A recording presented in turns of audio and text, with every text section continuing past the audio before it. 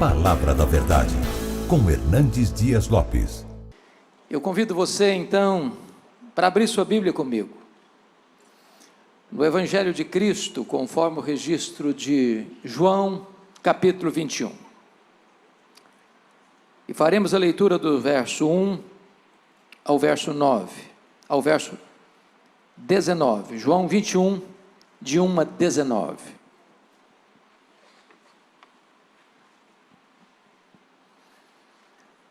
Está escrito o seguinte: depois disto, tornou Jesus a manifestar seus discípulos junto do mar de Tiberíades, e foi assim que ele se manifestou. Estavam juntos Simão Pedro, Tomé, chamado Dídimo, Natanael, que era de Caná da Galileia, os filhos de Zebedeu, e mais 2 de seus discípulos. Disse-lhe Simão Pedro: vou pescar. Disseram-lhe os outros: também nós vamos contigo. Saíram e entraram no barco, e naquela noite nada apanharam. Mas ao clarear da madrugada estava Jesus na praia. Todavia os discípulos não reconheceram que era ele. Perguntou-lhe Jesus: filhos, tendes aí alguma coisa de comer? Responderam-lhe: não. Então lhes disse: lançai a rede à direita do barco e achareis. Assim fizeram e já não podiam puxar a rede, tão grande era a quantidade de peixes. Aquele discípulo a quem Jesus amava disse a Pedro: é o Senhor. Simão Pedro, ouvindo que era o Senhor, cingiu-se com sua veste, porque se havia despido, e lançou-se ao mar. Mas os outros discípulos vieram no barquinho, puxando a rede com os peixes, porque não estavam distantes da terra, senão quase 200 côvados, aproximadamente 100 metros. Ao saltarem em terra, viram ali umas brasas, e em cima peixes, e havia também pão. Disse-lhes Jesus: trazei alguns dos peixes que acabaste de apanhar. Simão Pedro entrou no barco e arrastou a rede para a terra, cheia de 153 grandes peixes. E não obstante serem tantos, a rede não se rompeu. Disse-lhes Jesus: vinde, comei. Nenhum dos discípulos ousava perguntar-lhe: quem és tu? Porque sabiam que era o Senhor. Veio Jesus, tomou o pão e lhes deu, e de igual modo o peixe. Já era esta a 3ª vez que Jesus se manifestava aos discípulos, depois de ressuscitado dentre os mortos. Depois de terem comido, perguntou Jesus a Simão Pedro: Simão, filho de João, amas-me mais do que estes outros? Ele respondeu: sim, Senhor, tu sabes que te amo. Ele lhe disse: apacenta os meus cordeiros. Tornou a perguntar-lhe pela 2ª vez: Simão, filho de João, tu me amas? Ele lhe respondeu: sim, Senhor, tu sabes que te amo. Disse-lhe Jesus: pastorei as minhas ovelhas. Pela 3ª vez Jesus lhe perguntou: Simão, filho de João, tu me amas? Pedro entristeceu-se por ele lhe ter dito pela 3ª vez: tu me amas? E respondeu-lhe: Senhor, tu sabes todas as coisas, tu sabes que eu te amo. Jesus lhe disse: apacenta as minhas ovelhas. Em verdade te digo, que quando eras mais moço, tu te cingias a ti mesmo, e andavas por onde querias. Quando, porém, fores velho, estenderás as mãos, e outro te cingirá e te levará para onde não queres. Disse isto para significar com que gênero de morte Pedro havia de glorificar a Deus. Depois de assim falar, acrescentou-lhe: segue-me. Eu quero pedir permissão a vocês para só voltar nesse texto já na conclusão da minha fala. Meu propósito nesta manhã é apresentar a vocês o apóstolo Pedro. Quem foi este homem? Que foi discípulo, que foi apóstolo de Cristo e o líder deles. Quem foi este homem que abriu a porta do evangelho para judeus e gentios? Quem foi este homem que, cheio do Espírito Santo, pregava e os corações se derretiam? Orava pelos enfermos e eles eram curados. Quem é este homem que, tomado de santa ousadia, não temia mais açoites, nem prisões, nem mesmo martírio? Quem é este homem? Este homem é mais do que um nome. Ele é um emblema. Este homem é um símbolo de quem você é e de quem eu sou, de quem nós somos. Pedro é um retrato da humanidade, dos seus avanços e recuos, das suas escaladas e quedas, de suas promessas de arrojada fidelidade e de negação vergonhosa do Senhor da sua vida. Quem é esse homem? Capaz de uma fé robusta no momento? Se és tu, Senhor, manda-me ir ter contigo por sobre as águas, para depois se render ao medo e ao pavor e naufragar. Capaz de declarar de maneira cristalina: tu és o Cristo, Filho do Deus vivo, para em segui-la, usado por Satanás, tentar afastar Jesus da cruz. Quem é este homem que é capaz de jurar fidelidade inegociável a Cristo, ainda que todos te abandonem, eu jamais, para em seguida, covardemente negar Jesus 3 vezes? Quem é este homem? Este homem está aqui nesta manhã. Este homem mora debaixo da sua pele. O coração de Pedro bate no seu peito. O sangue de Pedro corre em suas veias. Você e eu somos Pedro. E o que Jesus fez na vida dele pode fazer na sua, na minha, na nossa vida nesta manhã.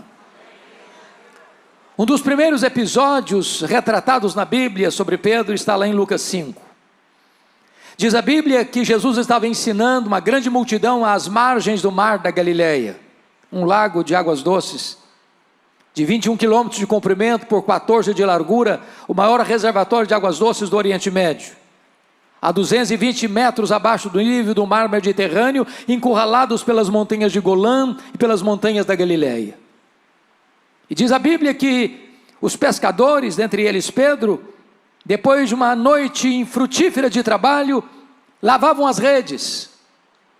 Quando Jesus olha e vê 2 barcos ancorados, um é o de Pedro, e Jesus entra especificamente no barco de Pedro e diz para ele: afasta o barco, Pedro. E Jesus transforma aquele barco num púlpito, a água no veículo da sua voz e ministra aquela grande multidão. Depois diz a Pedro assim: ô Pedro, vai para o fundo, lança-te ao largo, lançai as vossas redes para pescar. Pedro, que era um profissional, porque nascera ao redor do lago, trabalhara naquele lago a vida inteira, responde para Jesus: Senhor, desse negócio aqui entendo eu. Aqui eu sou profissional, aqui eu sou autoridade. Então entenda uma coisa: o mar não está para peixe hoje. Trabalhamos a noite inteira, não pegamos nada. Mas de repente um lampejo de fé acende-lhe na alma, e ele diz: mas sob a tua palavra eu lançarei as redes. E quando ele lança as redes, um cardume começa a pular nas redes, as redes começam a se romper, aquele barco não consegue reter o produto milagroso daquela pesca, o outro barco precisa vir. E quando Pedro percebe que não está apenas diante de uma pescaria de sorte, mas de um milagre extraordinário, e ele larga para lá o barco, ele larga para lá as redes, ele larga para lá os peixes, ele nada na direção de Jesus, se prostra aos pés de Jesus e diz: Senhor, afasta-te de mim, vai embora de mim, eu sou um pecador, eu não posso estar na tua presença.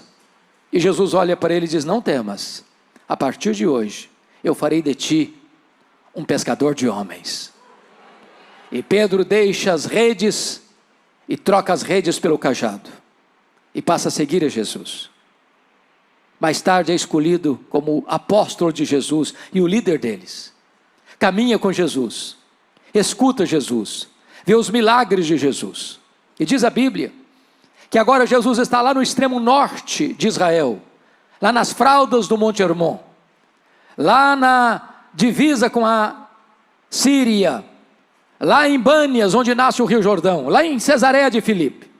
E Jesus faz uma enquete com seus discípulos assim: quem dizem os homens ser o filho do homem? Em outras palavras, o que o povo comenta a meu respeito? E eles disseram: Senhor, o povo está muito confuso, o povo não sabe nada. Uns pensam que tu és João Batista, outros pensam que tu és Elias, outros pensam que tu és Jeremias, outros pensam que tu és alguns dos profetas. O povo não sabe nada, o povo está confuso. Parece que é ainda hoje assim. Então Jesus pergunta para eles: e vós, quem dizeis que eu sou? E Pedro, que era um líder, ele não suportava que ninguém falasse na frente dele, se adianta e fala em nome do grupo: tu és o Cristo, o Filho do Deus vivo. talvez até aguardando um elogio de Jesus. Parabéns, Pedro, você é um homem muito inteligente, você tem uma capacidade muito grande de discernir as coisas. Mas não foi o que Jesus disse, não. Jesus disse assim: bem-aventurado és, Simão Barjonas, porque não foi carne e sangue quem tu revelaram, mas o meu Pai que está nos céus. Em outras palavras, Jesus está dizendo para Pedro o seguinte: ô Pedro, você só sabe quem eu sou porque o Pai me revelou para você. Porque se o Pai não tivesse me revelado para você, como povo, você também não saberia quem eu sou. E Jesus engata e diz: e eu também te digo que tu és Pedro, e sobre esta pedra eu edificarei a minha igreja, e as portas do inferno não prevalecerão contra ela.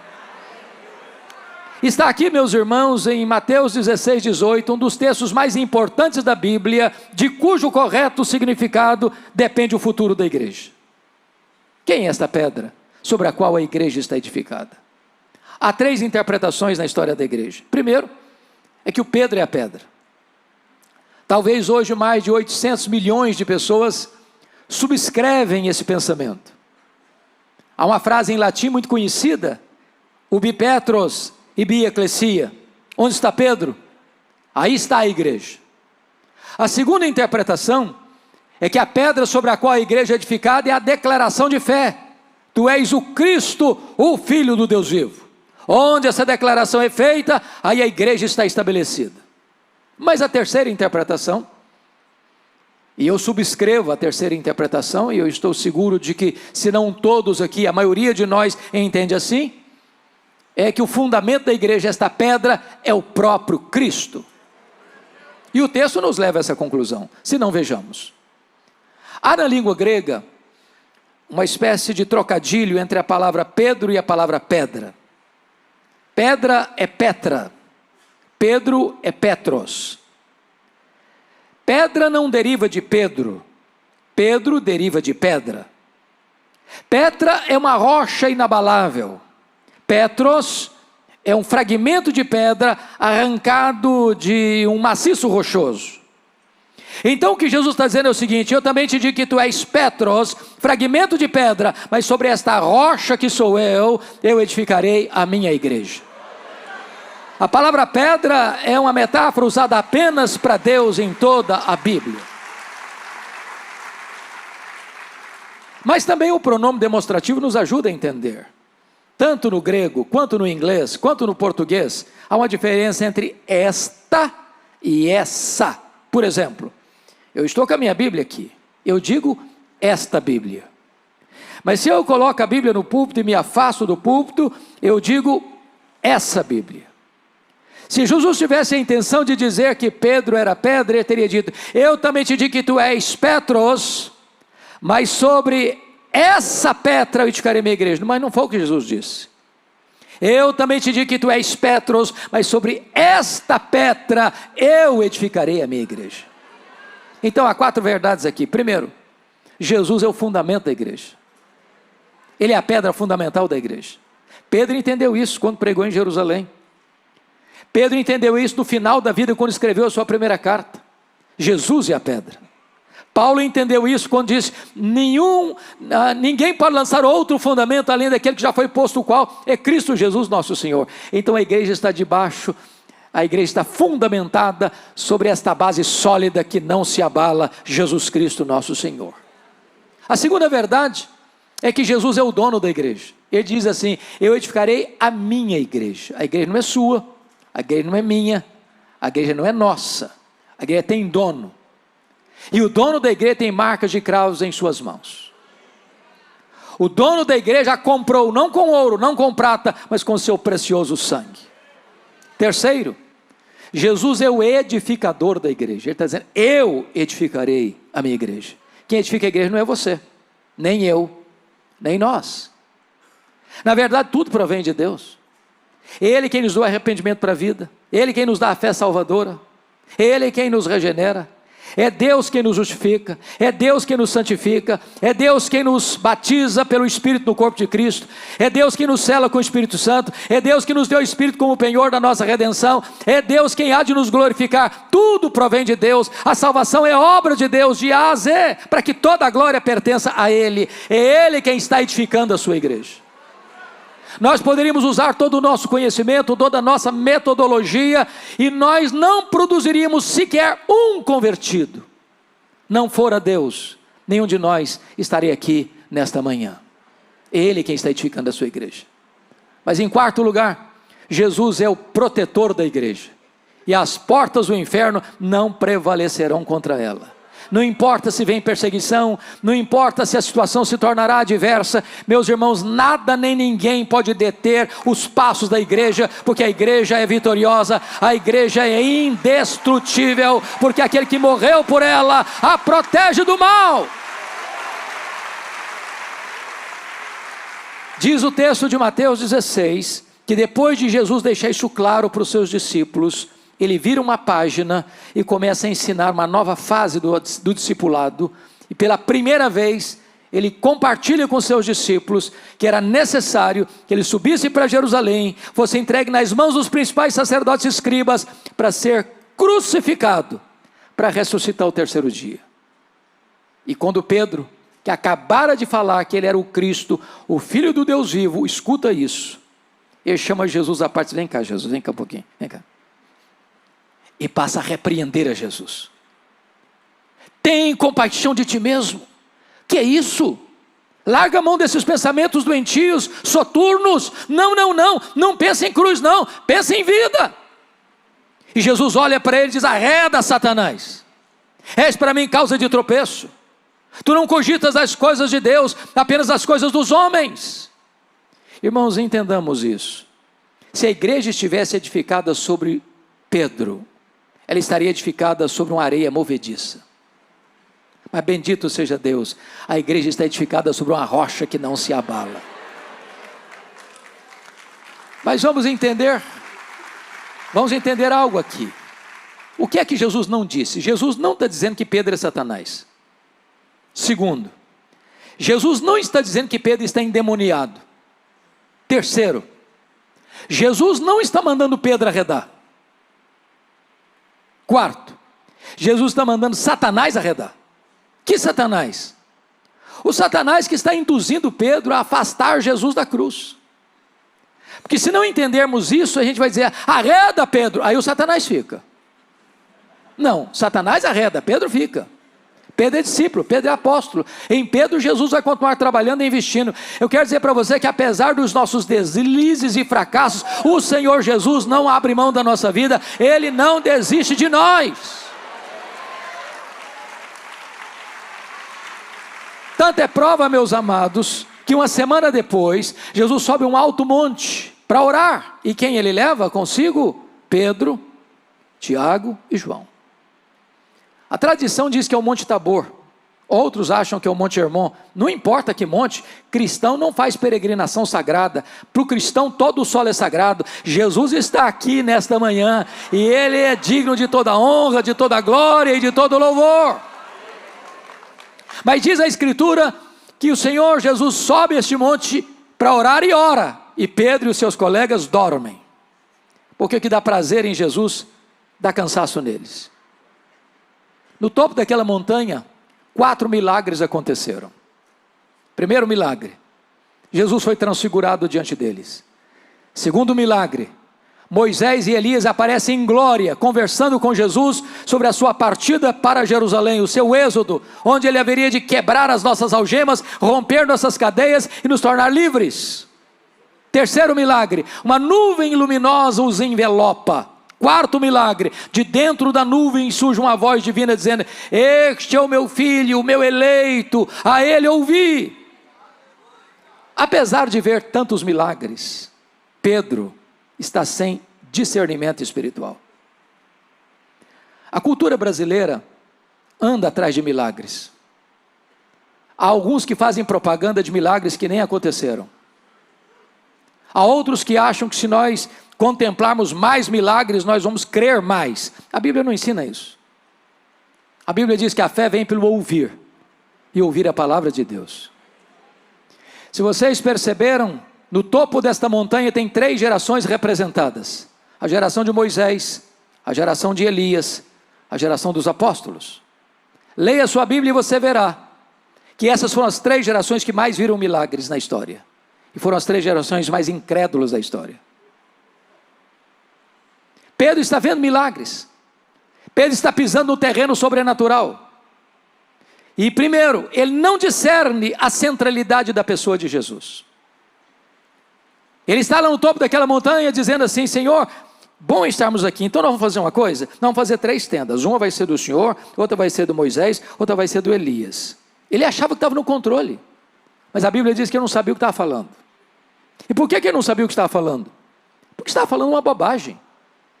Ele estava comparando e equiparando Jesus a Moisés e Elias, ao representante da lei, ao representante dos profetas. Mas Jesus não é apenas um grande homem entre nós, Ele é o próprio Filho de Deus entre nós. Ele é único, Ele é incomparável, Ele é absoluto. Mas Pedro não apenas não discerne a centralidade da pessoa de Jesus, Pedro não discerne a centralidade da missão de Jesus. Quando Jesus desce do monte, Jesus liberta o menino endemoniado, o devolve ao seu pai, e diz lá em Lucas 9, 43, 44, que diante desse extraordinário milagre de Jesus, todos se maravilhavam do quanto Deus fazia por intermédio dele. Todos quantos? Todos quem? Toda a multidão, inclusive os discípulos. E Jesus viu nisso um risco, um perigo, uma ameaça para os seus discípulos. A mesma descrita lá em João 6, quando Jesus multiplicou pães e peixes, a multidão queria fazer Jesus um rei político, um Messias político, um operador de milagres apenas. E Jesus despede os seus discípulos antes de despedir a multidão, porque Jesus não queria que os seus discípulos entrassem nessa agenda tentadora de vê-lo apenas como operador de milagres. Aqui Jesus percebe a mesma coisa, está escrito em Lucas 9, 44 assim, Jesus se dirige aos discípulos assim: fixai nos vossos ouvidos as seguintes palavras: o Filho do Homem vai ser entregue nas mãos dos homens. O que Jesus está dizendo? O que ele está dizendo é o seguinte: não pensem vocês que eu vou mudar minha agenda, não pensem vocês que eu vou alterar o cronograma, não pensem vocês que eu desci do céu apenas para realizar milagres, para curar os enfermos, para levantar os paralíticos, para purificar os leprosos. Eu vim ao mundo para ir para a cruz, e é para a cruz que eu estou indo, porque é lá na cruz que eu vou libertar vocês, é lá na cruz que eu vou tornar vocês livres, é lá na cruz que será o êxodo de vocês. Mas Lucas 9, 45 diz que os discípulos não entenderam isto. Vendo milagres, mas sem saber quem é Jesus, vendo milagres, sem saber o que Jesus veio de fato fazer. Lucas 9, 51 e 53 diz que a partir desse momento que Jesus desce do monte, ele vai caminhar para Jerusalém, e todo mundo podia ler isso no rosto dele, todo mundo podia perceber que ele estava resolutamente determinado a caminhar para a cruz. Então ele sobe o Monte das Oliveiras. Diz a Escritura que ele chega acompanhado de uma multidão. Havia uma outra multidão esperando Jesus, porque na Páscoa a população de Jerusalém quintuplicava, e quando ele entra, ele começa a descer o Monte das Oliveiras, e as multidões vão cantando e vão celebrando e dizendo: Hosana, Hosana, bendito que vem em nome do Senhor. E ele atravessa o Vale do Cedron, ele começa a subir as encostas do Monte Moriá, tem a entrada da cidade. Diz Lucas que quando ele entra na cidade, a multidão canta e Jesus chora. E chora por quê? Porque Jerusalém não aproveitou o tempo da sua oportunidade. Porque Jerusalém matou os profetas de Deus e haveria de crucificá-lo. Chora porque Jesus vê profeticamente a cidade sendo arrasada até os fundamentos pelos romanos, provocando a maior diáspora de todos os tempos, desde o ano 70 a 14 de maio de 1948. Quando Jesus entra na cidade, ele purifica o templo, ele produz ensinamentos preciosos, mas chega um momento em que ele não fala mais para a multidão. Então ele se dirige a Pedro e João e diz assim: vocês dois vão preparar para nós um local para que eu possa comer a Páscoa com vocês. O cenáculo é preparado, é quinta-feira à noite, a mesa está posta, tem cordeiro assado, tem pão sem fermento, tem ervas amargas, tem vinho, e aqui do lado tem uma bacia com água e uma toalha. Não se assentava à mesa sem lavar os pés. Os calçados não eram como os nossos, tênis e sapatos fechados, botas fechadas, mas sandálias de couro cru, abertas. Jerusalém fica dentro de um deserto, os pés sujos. As mesas não eram altas, onde você escondia os pés ficavam expostos. Mas os discípulos eram muito orgulhosos para lavar os pés uns dos outros, e então o que eles fazem? Eles se assentam à mesa com os pés sujos. E o papo que rola na mesa é este: quem de nós é o mais importante? Quem de nós tem maior projeção? Quem de nós tem primazia? E quando Jesus percebe que eles estão antenados noutro canal, quando Jesus está mergulhado na sombra da cruz, Jesus os choca, não com palavras, mas com atitudes. Ele pega a bacia, cinge-se com a toalha e começa a lavar os pés dos discípulos. Olha o constrangimento. Olha o tapa de luva. Jesus lavando o pé de Tomé, de Mateus, de Judas Iscariotes. Quando Jesus chega diante de Pedro, eu acho que ele arregala os olhos e pergunta: tu lavarás os pés a mim? Jesus respondeu: o que eu faço agora? Você não entende, você entenderá depois. Aí o Pedro, que era 880, disse: Senhor, os meus pés nunca tu hás de lavar. Não, eu não vou aceitar isso. Que tu te humilhes a ponto de se tornares um escravo, não, os meus pés tu não vais lavar. E Jesus olha para ele e disse: se eu não te lavar os pés, tu não tens parte comigo. Aí ele disse: então o senhor lava os pés, o senhor lava as mãos, o senhor lava a cabeça, o senhor me dá um banho, pronto. Não, Pedro, agora é você que não está entendendo. Todos vocês já estão limpos, exceto um. Só basta lavar os pés. O que Jesus quis dizer com isso? Todos vocês já passaram pelo lavar regenerador do Espírito Santo. Isso acontece uma única vez na vida e nunca mais precisa se repetir. Mas aqueles que já foram regenerados precisam constantemente no processo da santificação. Ali, irmãos, há um corte radical na história da humanidade. Porque no cenáculo, Jesus, ao comer a Páscoa, encerra esse ciclo. Quando ele pega um pão, o parte e diz: este pão é o meu corpo, que é dado por vós. Tomai e comei, fazei isto em memória de mim. Quando ele pega o copo de vinho e diz: este cálice é a nova aliança em meu sangue. Tomai e bebei dele todos, fazei isto em memória de mim. Ali encerra a Páscoa judaica. Ali começa um novo tempo na história. Não tem mais matança de cordeiro. Não tem mais sacrifício. Agora Jesus se apresenta como o Cordeiro de Deus que tira o pecado do mundo. Agora Ele é o nosso Cordeiro Pascal. Todo o Antigo Testamento era a sombra dele, Ele é a realidade. Ele é a semente da mulher.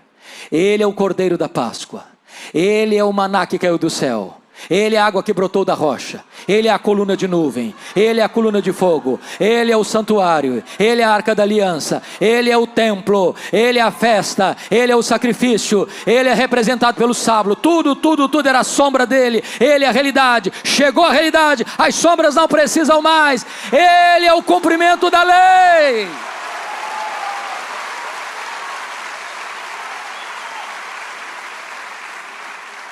Depois que ele participa e celebra a ceia, ele diz assim para os seus discípulos, ao caminhar já para descer para o Monte das Oliveiras, e diz assim: nesta noite todos vós vos escandalizareis comigo, como está escrito: ferirei o pastor e as ovelhas ficarão dispersas. Então Jesus se aproxima do Pedro, diz: Pedro, Satanás vos requereu para peneirardes como trigo, mas eu roguei por ti para que a tua fé não desfaleça. Quando te voltares para mim, fortalece os teus irmãos. Eu acho, pastor Josué, que o Pedro deu uma raspada na garganta e disse: Senhor, eu sei o que está acontecendo. Eu sei que o clima está tenso. Eu sei que nos bastidores eclesiásticos aí estão tramando a tua prisão e a tua morte. Aqui para nós, Jesus, eu acho que os meus colegas não têm tutano para aguentar isso, não. Mas deixa eu dizer uma coisa para o senhor. Eu sou um cabra macho. A corda não rói do meu lado. Só conta comigo. Ainda que todos te abandonem, eu jamais. Aliás, por ti darei minha vida. Eu estou pronto a ir contigo para a prisão e para a morte. Aí Jesus olha para ele e diz: Pedro, pois em verdade te digo que nesta mesma noite, antes que o galo cante, tu me negarás 3 vezes. Acho que o Pedrão se calou. acabaram de descer o Monte Sião, cruzaram os vales de Cedron, mergulharam nas fraldas do Monte das Oliveiras, onde tinha uma prensa de azeite, o jardim do Getsêmani. Diz a Bíblia que Jesus deixou 8 dos seus discípulos para trás, porque Judas não está mais entre eles. Pegou Pedro, Tiago e João e diz: vocês, vem comigo. Quando Jesus ficou sozinho com os 3, Jesus abriu o coração para eles e disse: a minha alma está profundamente triste até a morte. Ficai comigo, vigiai comigo. E diz a Bíblia que Jesus avança sozinho para o interior do jardim. Ele, o Rei da Glória, o Criador do Universo, prostra-se com o rosto no chão. E segundo Hebreus 5:7, ele oferece forte clamor e lágrimas àquele que podia libertá-lo da morte. E ele ora e ele chora, e ele ora e ele chora, e ele ora e ele chora. Diz: Pai, se possível, passe de mim este cálice sem que eu beba, se não seja feita a tua vontade. Quando ele se levanta desse primeiro período de oração e vai aos 3 discípulos, eles estão dormindo. E Jesus não acorda os 3, não, acorda Pedro. Pedro, nenhuma hora pudeste vigiar comigo? Vigiai e orai para que não entreis em tentação. O espírito está pronto, mas a carne é fraca. E Jesus volta para o segundo período de oração, e ora e chora, e ora e chora, e ora e chora, e fala as mesmas palavras. Vem um anjo do céu e o consola. Jesus volta-se para Pedro, e os seus colegas estão dormindo de novo. Jesus volta para o terceiro round de oração. Agora a luta é mais titânica, a batalha é mais renhida. Agora Jesus não molha o chão apenas com as suas lágrimas, mas também com o seu sangue, numa luta de sangrento suor. A pergunta, irmãos, é: que cálice era esse que trazia tanta angústia em Jesus? Será que este cálice era a certeza que os seus discípulos o abandonariam? Será que era a certeza que uma turba fortemente armada, capitaneada por Judas Iscariotes, o prenderia naquela noite?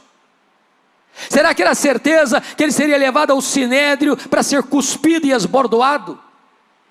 Será que era a certeza de que costurariam contra ele 2 pesadas acusações, blasfêmia contra Deus e conspiração contra César? Será que era a certeza de que o governador Pôncio Pilatos, covardemente, para atender ao grito da multidão, o entregaria à cruz? Será que era a certeza de que ele caminharia pelas apinhadas ruas de Jerusalém, sob os apupos e vaias de uma multidão ensandecida? Será que era a certeza que ele seria esticado naquele leito vertical da morte, suspenso entre a terra e os céus? E a resposta é 1000 vezes não. Este cálice era a santa ira de Deus, que devia cair sobre a sua cabeça, sobre a minha cabeça. Este cálice era a certeza de que ele, sendo amado do Pai, gritaria na cruz: Deus meu, por que me desamparaste? Este cálice era a certeza de que, sendo ele santo, santo, santo, ele seria feito pecado por nós. Este cálice era a convicção de que, sendo ele bendito eternamente, seria feito maldição por nós. Notem vocês, a angústia que Jesus trava não é na cruz, é no Getsemane. Quando ele termina esse terceiro período de oração, não tem mais angústia nele. Não tem mais angústia nele. Quando ele termina esse terceiro período de oração, ele se levanta, dá uma balançada em Pedro e nos seus colegas, diz: acordai, vamos-nos, o inimigo se aproxima.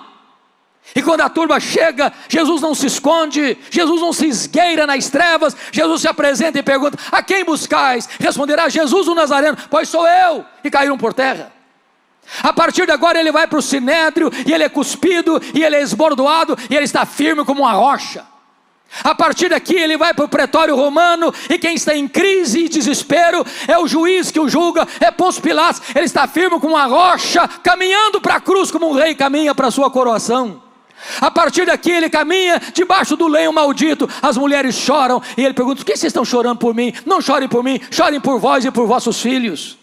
A partir daqui ele é pregado na cruz e transforma esse patíbulo de horror num palco para a glória de Deus e num instrumento para a nossa salvação, dizendo para aquela multidão: Pai, perdoa-lhes, porque não sabem o que fazem. Dizendo para o ladrão à sua direita: arrependido, hoje mesmo estarás comigo no paraíso. Dizendo para sua mãe: mulher, eis aí teu filho, filho, eis aí teu pai. Dizendo para o pai: Deus meu, por que me desamparaste? Tenho sede. Mas a sexta palavra é uma palavra de vitória: está consumado, o preço está pago, aquele que crê em mim não deve mais nada, eu cumpri a missão que tu me confiaste para fazer. Então, Pai, receba o meu espírito.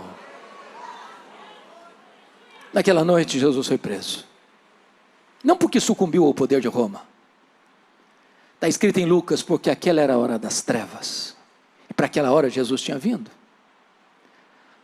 Os discípulos de Jesus se dispersaram, acovardados, e Pedro também, ia seguindo Jesus de longe, sorrateiro e furtivamente, conseguiu entrar lá na casa do sumo sacerdote. Tinha uma fogueira acesa, a noite estava fria, e ele tenta se aquentar ali ao redor daquela fogueira, quando passa uma criada, no lusco-fusco da noite, olha bem para ele, consegue discerni-lo, e diz assim: tu também és discípulo dele? Pedro ouviu isso, e negou diante de todos, dizendo: eu não sei o que dizes. Ele sai aqui, desta área, vai lá para o alpendre, tenta se esconder por lá, quando passa outra criada e olha, o discerne, e diz assim para os colegas: aquele lá é discípulo dele também. Pedro escutou isso e disse: eu juro que eu não conheço esse homem. Passaram alguns homens, o reconheceram e disseram: esse sotaque seu nortista, esse sotaque de Galileu, indisfarçável, você é discípulo dele mesmo, você é mesmo. E ele agora não apenas nega, ele agora não apenas jura, ele agora blasfema, ele fala palavrão, ele fala impropérios. Eu não conheço esse homem. O galo cantou, e quando o galo cantou, Jesus cravou nele o olhar. Diz a Bíblia que Pedro caiu em si, desatou a chorar, e saiu dali chorando amargamente. Naquela quinta-feira à noite, Jesus foi cuspido, foi esbordoado, Pedro não estava lá. Sexta-feira de manhã, Jesus levado ao pretório romano, Pedro não estava lá. Sexta-feira, 9 horas da manhã, Jesus é pregado na cruz, Pedro não estava lá. Foi outro Simão que ajudou Jesus a carregar a cruz, Pedro não estava lá. 3 horas da tarde, na sexta-feira, Jesus morre na cruz, Pedro não estava lá, para sequer oferecer um sepultamento digno para ele. Foi preciso que outra pessoa fizesse. Jesus foi sepultado e Pedro não estava lá. Chegou o sábado, o silêncio da morte, Pedro está trancado com medo dos judeus. Domingo de manhã, não é Pedro, nem os discípulos, são as mulheres da Galileia que vão ao sepulcro, Pedro não estava lá. Quando elas chegam, pensando quem vai rolar a pedra está rolada. Quando elas olham, o túmulo está aberto. Quando elas entram, o túmulo está vazio. Quando elas saem, um anjo pergunta para elas: o que vocês vieram fazer aqui? Procurar entre os mortos aquele que está vivo. Ele não está mais aqui não, ele ressuscitou. E tem um recado aqui, ide dizei aos seus discípulos e a Pedro, que ele irá diante de vós para Galileia, lá o vereis, como ele vos disse. Meus irmãos, por que mencionar o nome do Pedro? Ele é discípulo. Por que Jesus mencionou o nome de Pedro? Por que Pedro? Porque Jesus sabia que Pedro não se sentia mais discípulo. Pedro, Petros, fragmento de pedra, mentira, pó, apenas pó. Negou seu nome, negou sua fé, negou seu apostolado, negou o seu Senhor. Pedro desistiu de Jesus, mas Jesus não desistiu de Pedro. Eu quero dizer para você nesta noite que nesta manhã, que Jesus não desiste de você, que Jesus não abre mão da sua vida. Não importa os seus deslizes, não importa os seus fracassos, não importa as suas quedas, Jesus não abre mão da sua vida. Agora pensem comigo essa viagem de Jerusalém para Galileia, são 153 quilômetros, a pé. Eu acho que cada passada de Pedro era uma martelada na consciência, era uma fisgada na alma. Eu acho que foi caminhando e pensando assim: quando Jesus se encontrar comigo, ele vai me quebrar todinho, vai me arrebentar tudo. Ele vai botar o dedo no meu nariz e dizer que eu sou um fracasso, que eu sou um covarde, e eu sou mesmo. Quando ele chega na Galileia, Jesus não está lá. Aí ele diz assim para os seus colegas: eu vou pescar. Notinha de rodapé. Nós deveríamos orar mais pelos líderes, sabia? Porque não tem líder neutro. Líder sempre influencia ou para o bem ou para o mal. Porque Pedro era um líder. Ao dizer eu vou pescar, os outros disseram, também nós vamos contigo. Mas o que significa eu vou pescar? Não é que ele estava estressado, precisava uma higiene mental, não. Ele está dizendo, fim de linha para mim. Não tem mais futuro. Vou voltar para as redes. Vou voltar para o passado. Acabou para mim. Agora preste atenção. Quando o homem se afasta de Deus, nem pescar consegue mais. Trabalhar a noite inteira não pegaram uma piaba. Já estão retornando já no clarear do dia. E tem alguém caminhando lá na praia, 100 metros. Eles estão a 100 metros de chegar. E esse que caminha na praia, se dirige a eles lá no barco e pergunta assim, covardes! Foi assim? Não. Filhos! Filhos! Filhos! Filhos! Tem mais de 1 tonelada de graça nessa palavra. Para um bando de covardes, de desertores. Jesus se dirige a eles dizendo, filhos. É assim que Jesus olha a você e a mim nesta manhã. Filhos. Tens aí alguma coisa de comer? Responderam não. Lançai a rede à direita do barco, e achareis.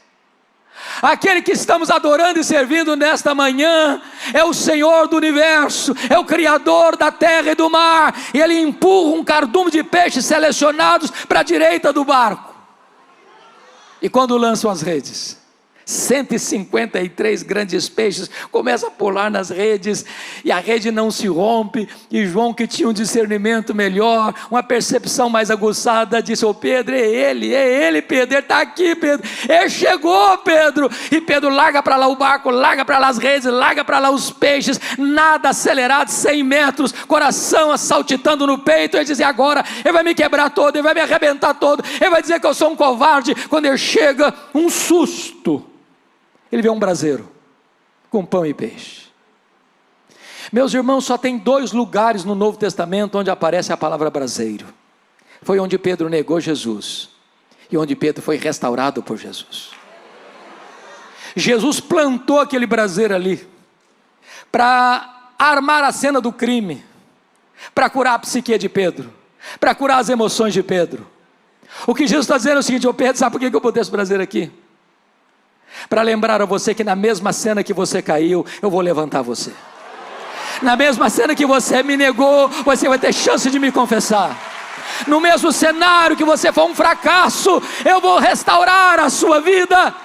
Sabe por quê, Pedro? Porque a minha graça é maior do que o seu pecado. Jesus alimenta os discípulos. Depois Jesus se volta para Pedro e pergunta assim, Simão, filho de João, tu me amas mais do que a estes outros? Uai, Jesus, eu não estou te entendendo. Por que deveria eu amar-te mais do que os outros? Não basta amar-te igual aos outros? Por que Jesus fez essa pergunta? Porque lá atrás Pedro havia dito assim, ainda que todos te abandonem, eu jamais. Sabe o que Pedro havia dito para Jesus? Senhor, eu sou melhor que os outros. Sou mais crente do que os outros, sou mais fiel do que os outros, eu te amo mais do que os outros. O que Jesus está perguntando para Pedro é mais ou menos o seguinte, ô Pedro, você ainda pensa a mesma coisa a seu respeito? Você ainda acha mesmo que você é melhor que os outros? Você acha mesmo que você é mais crente do que os outros? Você ainda mantém a mesma opinião a seu respeito, Pedro? Sim, Senhor, tu sabes que eu te amo, tu apacenta os meus cordeiros. Aí Jesus pergunta a segunda vez, Simão, filho de João, tu me amas? Agora não pergunta se ama mais não, só pergunta se ama. Sim, Senhor, tu sabes que eu te amo, então pastorei as minhas ovelhas. Aí Jesus perguntou a terceira vez, Simão, filho de João, tu me amas? Sim, Senhor, eu estou até triste com isso. O Senhor me perguntar 3 vezes, tu sabes todas as coisas, tu sabes que eu te amo, então apacenta as minhas ovelhas. Por que Jesus perguntou 3 vezes?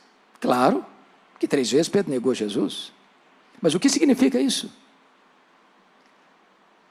Jesus está querendo dizer para Pedro o seguinte: ô Pedro, você caiu a primeira vez, meu filho? A minha graça é suficiente para levantar você. Você fracassou a segunda vez, Pedro? Eu ainda não desisti de você, a minha graça é suficiente para levantar você. Você caiu a terceira vez, Pedro? Ô Pedro, eu não abro mão da sua vida, a minha graça é suficiente para restaurar você. Ô Pedro, a minha graça é maior do que o seu pecado.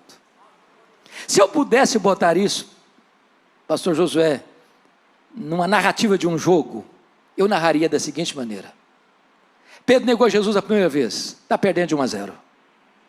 Pedro negou a segunda vez, está perdendo de 2-0. Pedro negou a terceira vez, está perdendo de 3-0. Pedro, tu me amas? Sim, Senhor, tu sabes que eu te amo. 3-1, Pedro. Segunda vez: Pedro, tu me amas? Sim, Senhor, tu sabes que eu te amo. 3-2, Pedro. Terceira vez: Pedro, tu me amas? Sim, Senhor. 3-3, Pedro. Pedro, segue-me. 4-3 para a restauração. Deus muda o placar do jogo. Deus vira a mesa da história. Deus muda o cenário da vida.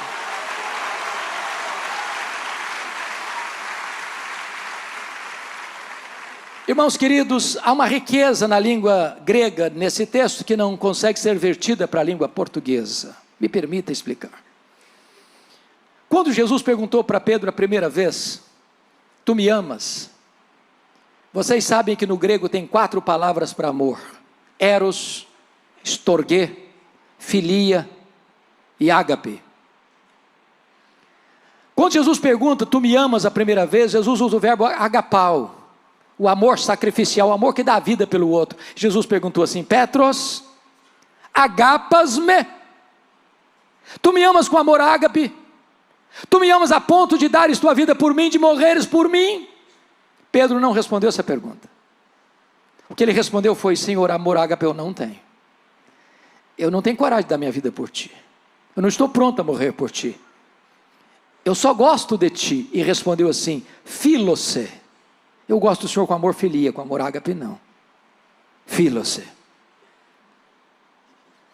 Aí Jesus fez a segunda pergunta do mesmo jeito: Petros, agapas-me?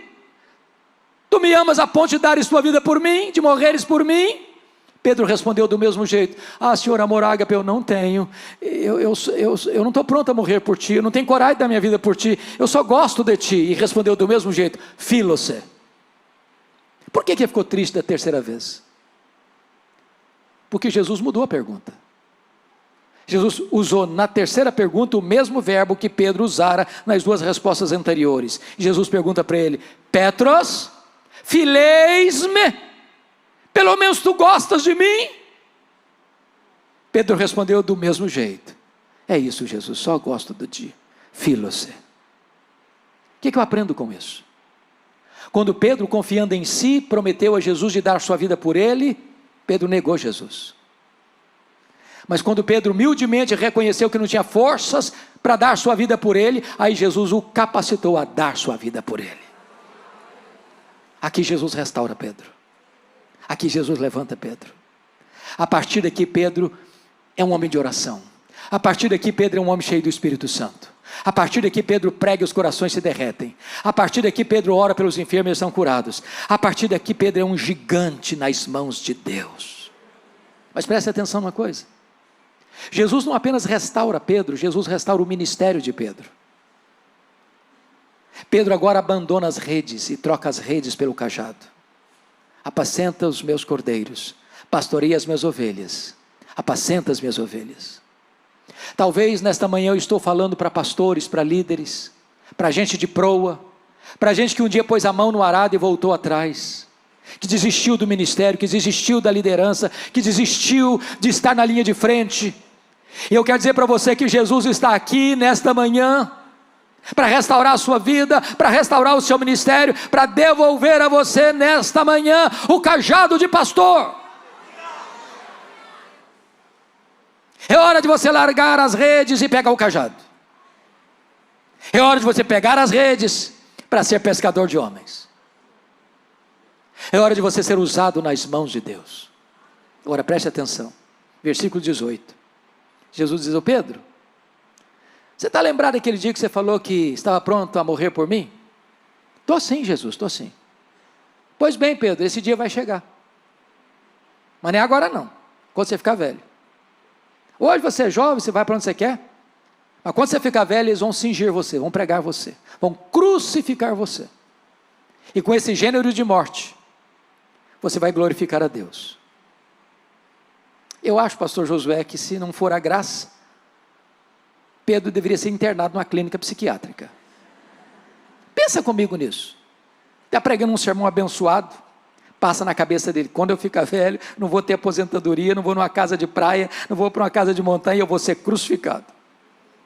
Ele chega em casa, ele era casado, a esposa dele ia dar um abraço nele, passava pela cabeça dele, quando eu ficar velho, eu vou ser crucificado. Sem graça, irmãos, isso gera paranoia. Talvez você pergunte, mas como é que foi esse negócio? Como é que ele administrou isso? Como é que foi isso na vida dele? Ele vai contar para nós e eu termino aqui. Abra sua Bíblia lá em 2ª carta de Pedro, capítulo 1, versículo 14 e 15. Ele conta para nós como é que foi esse final. Veja lá.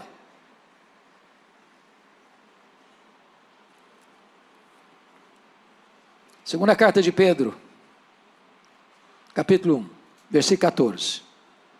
Ele diz assim: certo de que estou prestes a deixar o meu tabernáculo. A expressão é a mesma lá de Paulo, tempo da minha partida é chegado. Mesmo significado. Certo de que estou prestes a deixar o meu tabernáculo, ou seja, estou prestes a morrer. Como efetivamente nosso Senhor Jesus Cristo me revelou. Ou seja, Jesus revelou para ele que ele ia morrer na velhice, ia morrer crucificado, ia ser cingido. Qual a atitude dele? Mais de minha parte, esforçar-me-ei, de que maneira? Diligentemente, por fazer que, a todo tempo, mesmo depois da minha partida, ou seja, mesmo depois da minha morte, conserveis lembrança de tudo. Sabe o que ele está dizendo? Roma vai me matar, mas Roma não vai botar um ponto final no meu ministério. Roma vai me matar, mas Roma não pode amordaçar o evangelho.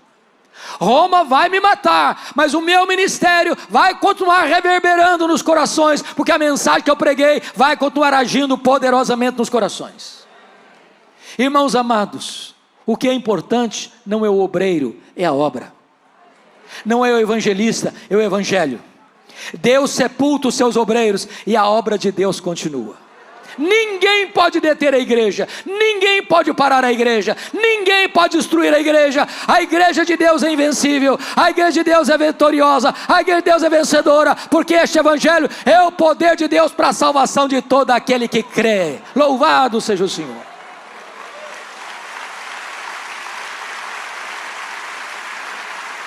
A minha oração nesta manhã, irmãos, é que Deus levante homens e mulheres cheios do Espírito Santo, da fibra de Pedro.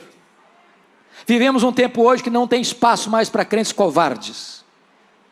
Não tem mais espaço. É hora de assumir uma posição e entender que se vivemos, para o Senhor vivemos. Se morremos, para o Senhor morremos. Quer pois vivamos, quer pois morramos, nós somos do Senhor. Que Ele abençoe sua vida e encoraje o seu coração.